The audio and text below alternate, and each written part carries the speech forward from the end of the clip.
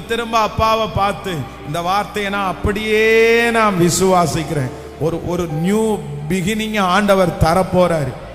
ஒரு புதிய துவக்கத்தை ஆண்டவர் தரப்போறாரு.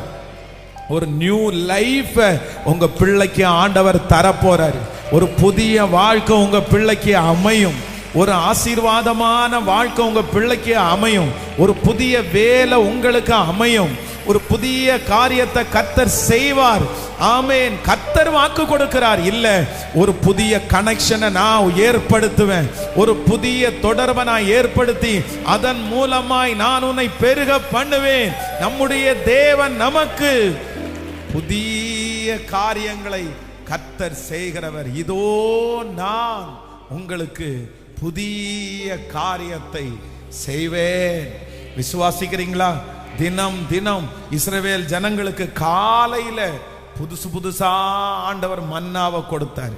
டெய்லி ஃப்ரெஷ்ஷா ஆண்டவர் தந்தாரு. டெய்லி புதுமையா ஆண்டவர் தந்தாரு.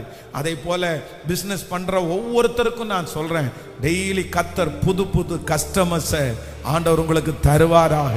புதிய புதிய வருமானத்தை நீங்க பார்ப்பீர்கள். கர்த்தர் அதை செய்ய போகிறார்.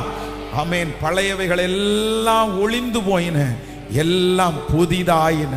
ஆண்டவரிடத்துல டெய்லி கேட்போம், சகலவற்றையும் புதிதாக்குகிற கர்த்தர். இந்த